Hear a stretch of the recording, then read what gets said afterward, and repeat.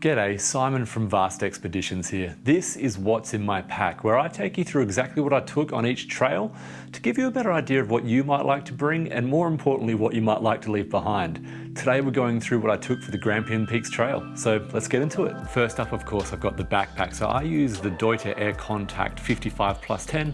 It's pretty heavy, but it's very sturdy, very comfortable, and it fits a bucket load inside. The three most important things in the wilderness are food, shelter, and water, and this is the shelter that I have been using for the last 5 years, although I have just upgraded.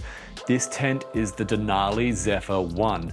It's incredibly cheap. I think on sale you can pick it up from Anaconda stores in Australia for around $60.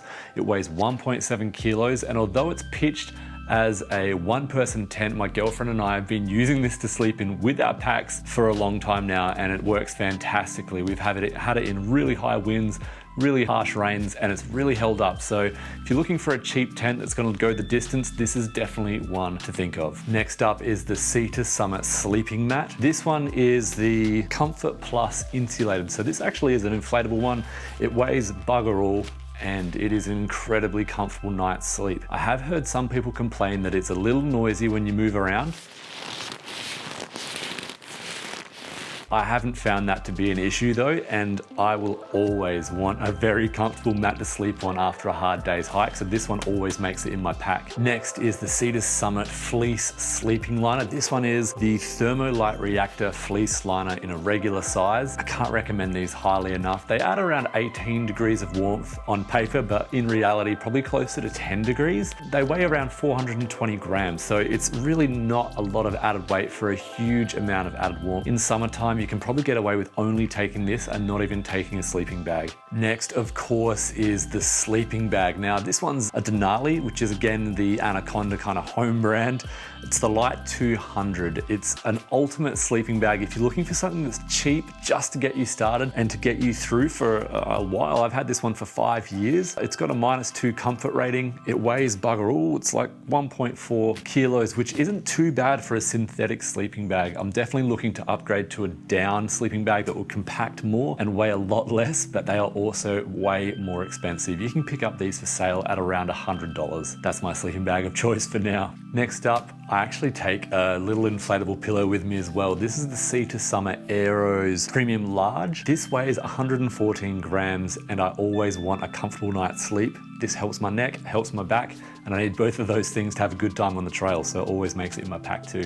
This actually fits right into the stuff sack of the Sea to Summit sleeping mat, so it's perfect. So that's got the shelter covered. Food, I always take the jet boil with me. It's definitely not the lightest thing that you'll find on the trail. You can definitely get those tiny little Trangiers. I prefer the jet boil. It comes in a little neat container. Everything's inside this cup. If we look inside here, it's got the gas canister that actually sits straight inside the pack there, the burner, and then the stand goes underneath that, and it all fits neatly into its own little cup, so you can't go too far past this. For a neat little package that will boil water in 2 minutes or less in sub-zero conditions, that's a pretty good item to bring with you.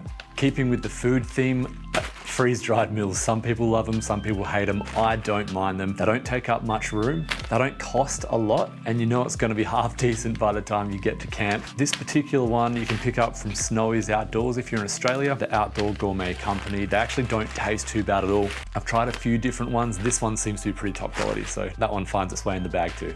You might find yourself needing a knife to cut certain ingredients. They're actually just really handy to have on the trail anyway. This one's a flick knife. It doesn't take up a lot of room. I like it because it's got the serrated edge, and it's also got the sharp edge at the top. It's gonna help you out in a lot of different situations. So that's shelter and that's food. I'm not gonna go through all the snacks and things like that I take on the trail, of course. It'd be a little boring. Trail mix, noodles, water. I actually love this bladder that Denali makes. The reason I love it so much is because it has this top that has a slider, and the whole top completely opens up, so it makes it super easy to fill up from the top down, and you're not mucking around trying to get a cap on or anything like that. So this is very, very, very handy. This one's the 3 litre. On the Grampians Peaks Trail, there is rainwater tanks at each stop. Fill this up at the rainwater tank and you're good to go for the next day.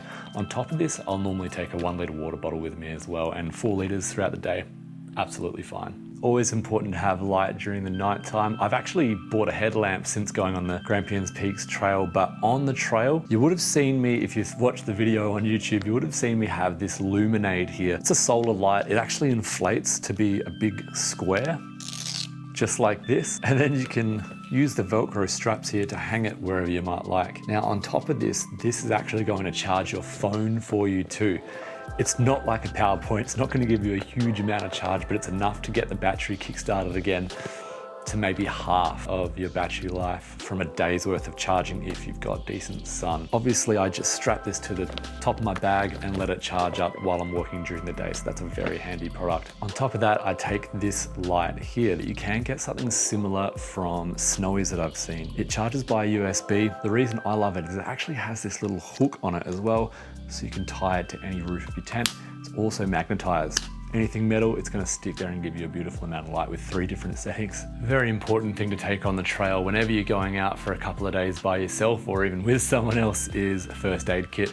Very basic one in here, but it's got everything you might need, so don't forget it. This will always find its way into my pack. So apart from those 3 essentials, food, water, and shelter, we've got clothing, and on the GPT, we went in the winter time, and it's hard work in some sections, and when the sun comes out, you're gonna get really hot, but it's not a hot area in the winter time at all. You gotta go for your layers. I went for the merino wool base layer. This one's from Kathmandu, excellent for wicking away moisture. Doesn't actually smell too bad after a couple of days either.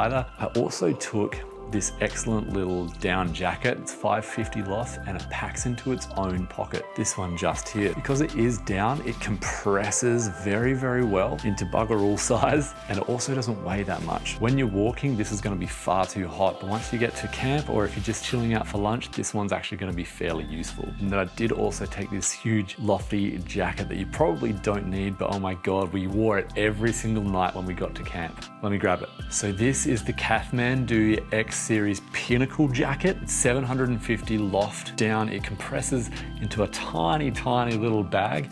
It weighs about 1 kilo if you get a large size. It was freezing on the Grampians Peaks Trail at nighttime, and this makes it feel like it's summertime on the inside. Do you need it? Not really on the Grampians Peaks Trail. You can probably get away with the 550 loft down jacket with some thermal lining there, but I absolutely loved taking this with me, and I've taken it on a couple of alpine treks since, and it's been absolutely fantastic. So that's pretty much everything I took with me on the Grampians Peaks Trail. It's a really fun little 3-day hike, and I highly recommend you go out and hit the trails. Hopefully this answered some of the questions you might have had. If not, throw them down in the comments section and I'd be more than happy to answer them. I'll see you guys out in the trail.